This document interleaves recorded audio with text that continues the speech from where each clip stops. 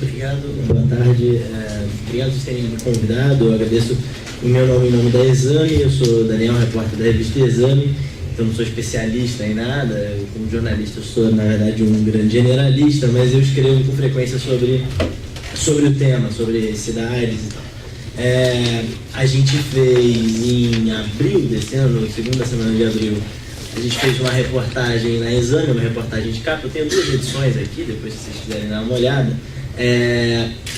Uma matéria falando sobre as melhores cidades para fazer negócios. Era um estudo que a consultoria Urban Systems fez para a gente encomendou esse estudo um ano antes dessa reportagem sair, enfim, demorou um bocado para ser feito.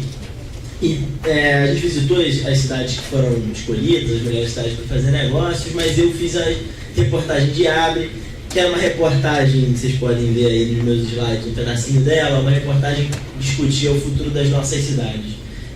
A ideia dessa reportagem era basicamente conversar com especialistas em cidade, no tema, enfim, desenvolvimento urbano, e também pegar exemplos de outras cidades do mundo para ver o que a gente poderia, o que o Brasil poderia, o que as cidades brasileiras poderiam fazer inspiradas no que outras cidades do mundo fizeram.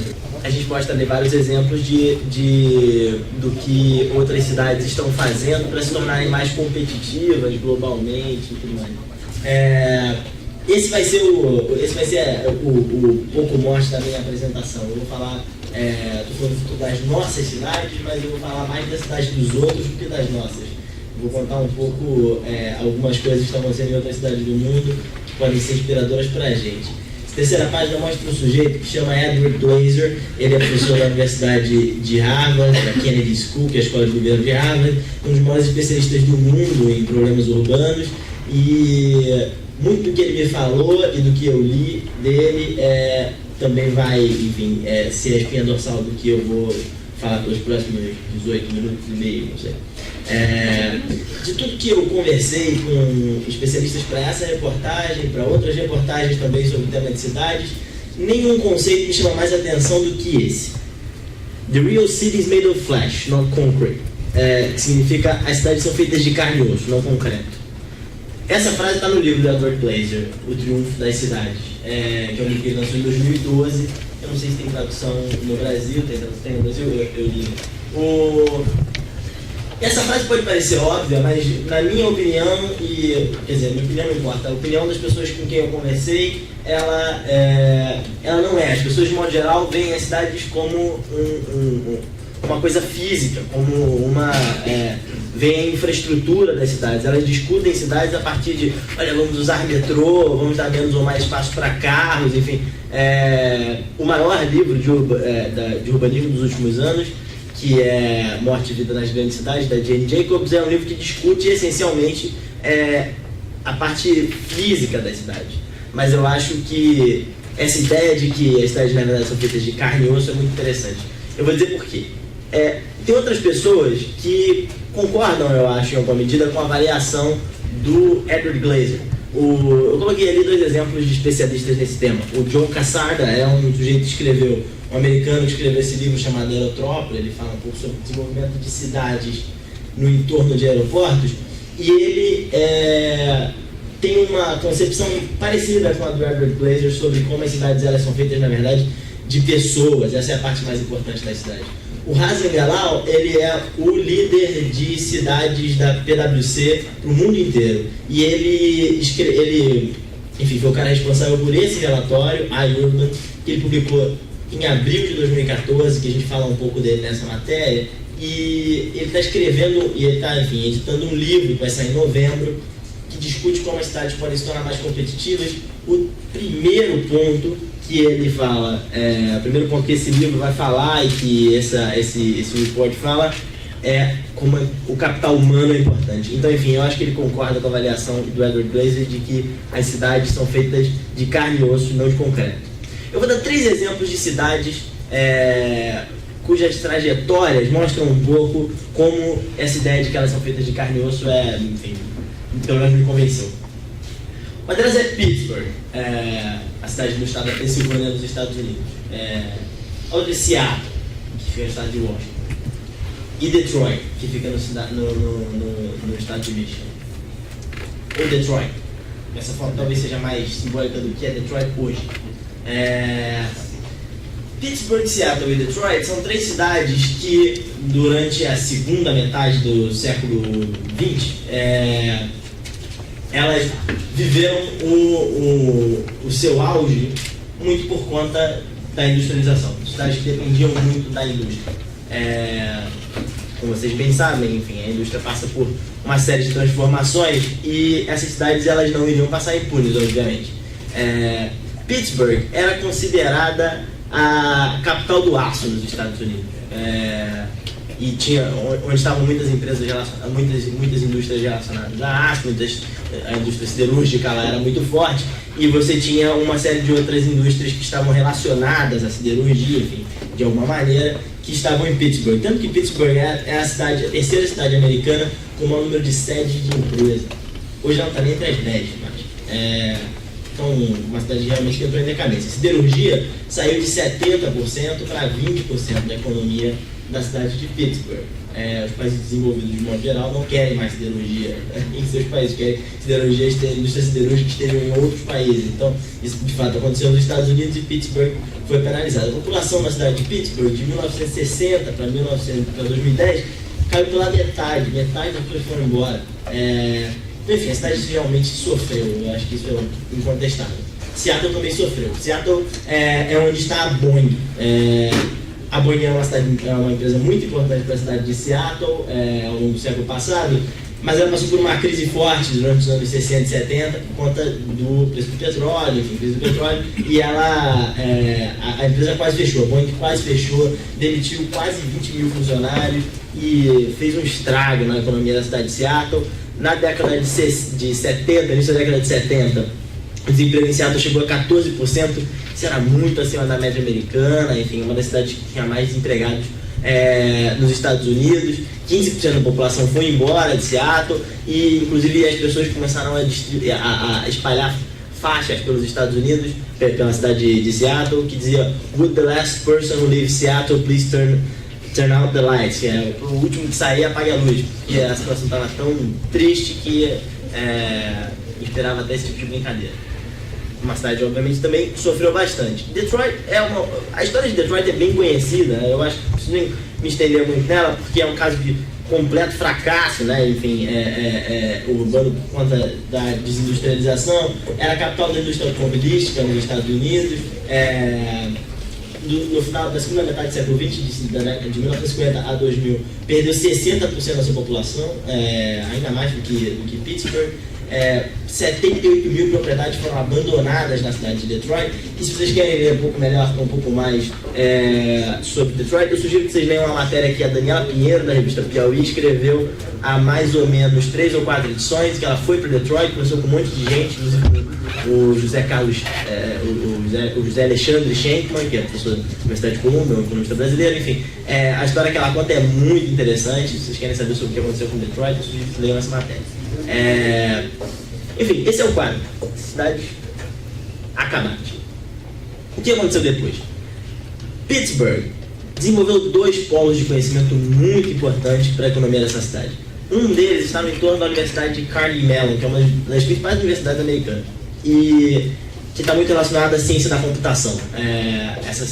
Então se desenvolveu ali várias startups relacionadas à robótica, e enfim, essa área foi uma área importante para o renascimento da economia de Pittsburgh. Uma outra área está relacionada à Universidade de Pittsburgh, que tem um curso de ciências médicas, de estudo de pesquisa de ciências médicas fortíssimo, e você criou ali um grande cluster também de empresas relacionadas à tecnologia médica.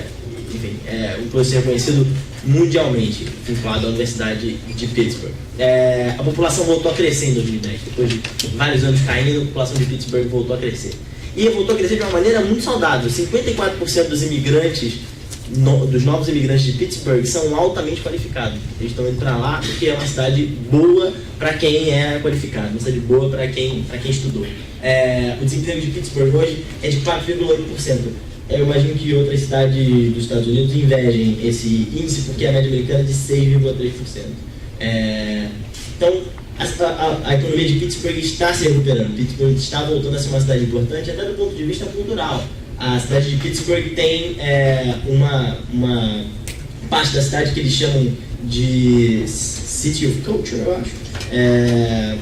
Na verdade, Culture District. Tem vários teatros, enfim, várias galerias de arte, vários museus, porque, obviamente, quando você tem uma população bem qualificada, cultura se desenvolve, né? Enfim. A cidade de Seattle segue um caminho relativamente parecido. Metade da população de Seattle, da população adulta de Seattle, tem ensino superior. Isso é mais ou menos 38% da população de Seattle. Isso é muito mais do que qualquer cidade brasileira. E Seattle é a sede da Microsoft e da Amazon, hoje. Que são duas das mais importantes empresas americanas.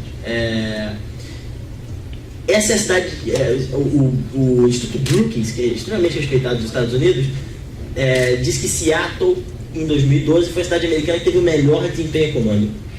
E, obviamente, isso tem a ver com a Microsoft, a Amazon, a Nintendo nos Estados Unidos, que também não vai muito bem das pernas, mas, enfim, também fica lá. Você tem um polo ali de tecnologia e TI também. A cidade de Seattle, o governo de Seattle é pioneiro na adoção de tecnologias de informação na administração pública. Eles fizeram um case mundial de como usar TI para melhorar a qualidade da administração pública. E a taxa de desemprego de Seattle é ainda menor que a de Pittsburgh, é 4,7%. Essa cidade está muito bem, comparado com as outras cidades americanas, enfim, eles realmente melhoraram incrivelmente. Agora, Detroit não preciso dizer muito, né? Não preciso dizer muito o que aconteceu em Detroit. 1/8 da população de Detroit tem ensino superior. Eu te falo que 60% da população saiu entre 1950 e 2000, né? Então, outros 26% saíram de 2000 para cá. A cidade foi a bancarrota. Detroit é um caso lamentável. Eles, de fato, não conseguiram sair do atoleiro.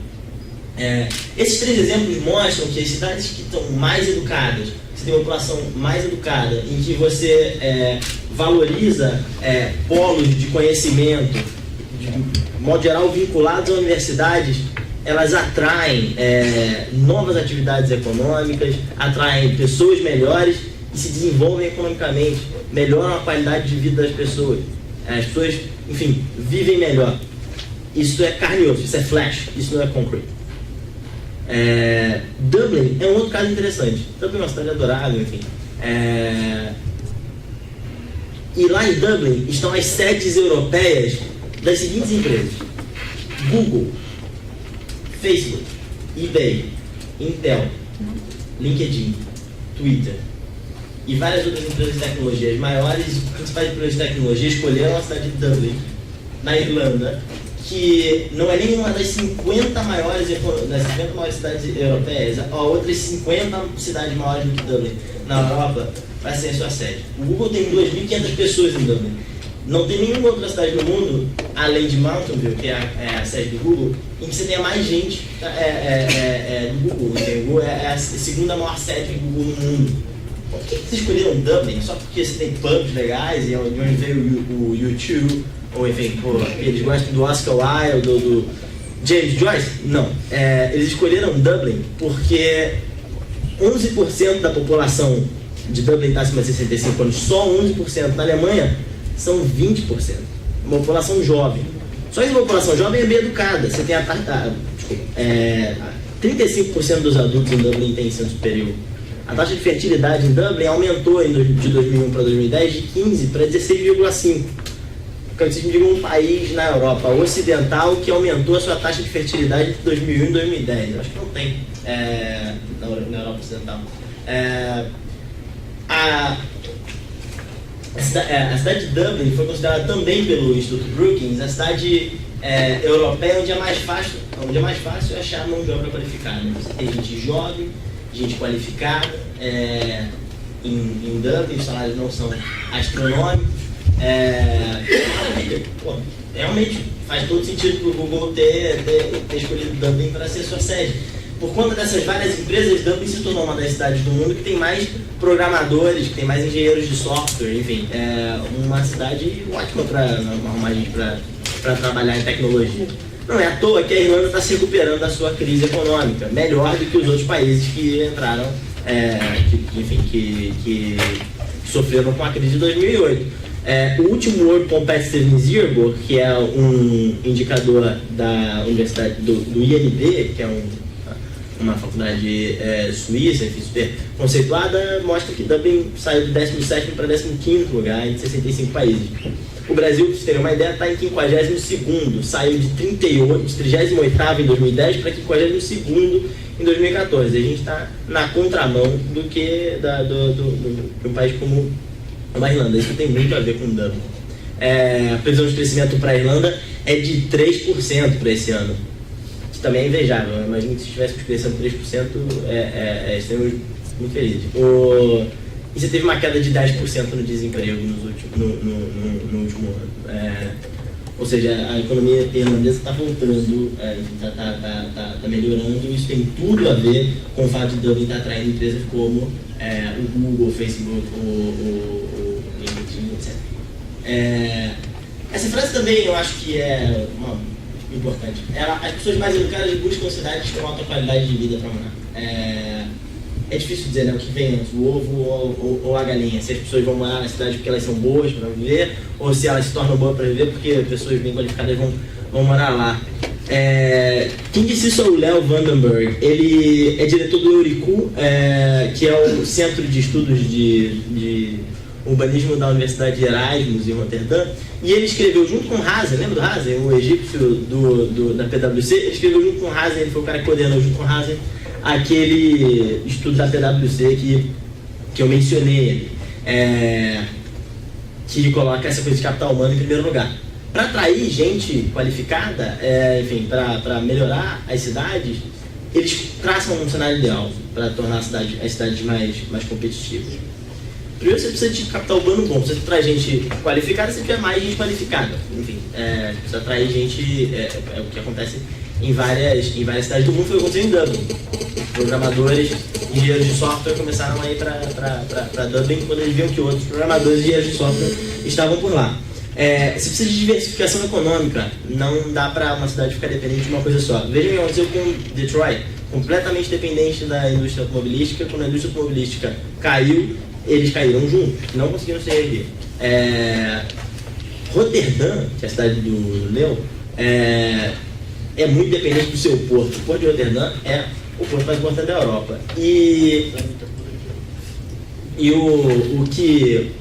Quando a diversificação, quando eles são muito dependentes dessa coisa do porto, e agora eles estão tentando desenvolver outras atividades econômicas que não relacionadas ao porto, porque se o porto diminuir de importância para a economia, local, eles vão estar mais safos. Então, diversificação econômica é uma coisa importante, até para uma cidade como Roterdã, que está completamente vinculada ao seu porto. Desenvolvimento social também é importante. As pessoas têm que ter segurança pública de qualidade, tem que ter segurança pública, tem que ter saúde de qualidade, educação de qualidade, tudo mais. Mobilidade urbana é um outro ponto. As pessoas precisam, se mover bem e tal.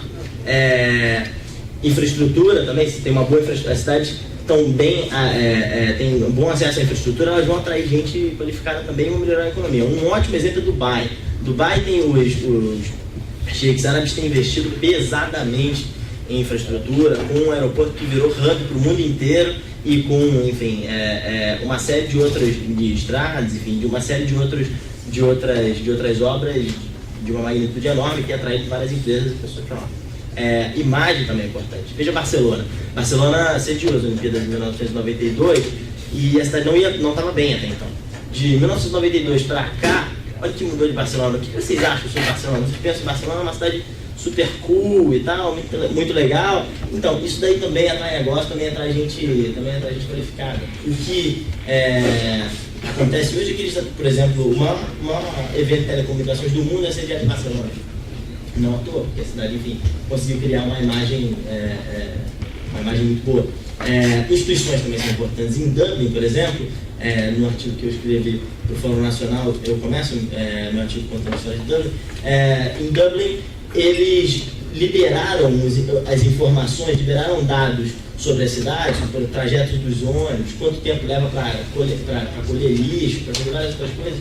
Eles liberaram essas informações para os programadores, para que os programadores desenvolvam aplicativos e coisas desse tipo para a cidade. Vários aplicativos legais foram desenvolvidos. A cidade de Porto Alegre também está desenvolvendo uma coisa semelhante. Enfim, isso é fortalecimento das instituições, transparência, enfim, tal. Esse é o cenário ideal, né? Enfim, melhorar tudo isso é o cenário ideal. Agora, quais são os problemas das nossas cidades? Na conversa com o Edward Glaeser, ele cita quatro desafios que são os desafios de todas as cidades. Alguns se aplicam mais, outros menos para as cidades brasileiras. O primeiro e mais elementar deles são doenças contagiosas. Uma coisa típica de cidades 100 anos atrás era você ter a propagação de doenças contagiosas. Isso nas principais cidades do mundo, de alguma maneira, está sendo resolvido. A América Latina não sofre tanto com isso quanto, por exemplo, a Índia. Nova Delhi, só 50% das casas tem tratamento de esgoto. Isso faz com que a cidade tenha um monte de doenças contagiosas. Na matéria tem uma história ótima sobre como Nova Delhi conseguiu acabar com a imagem da Índia,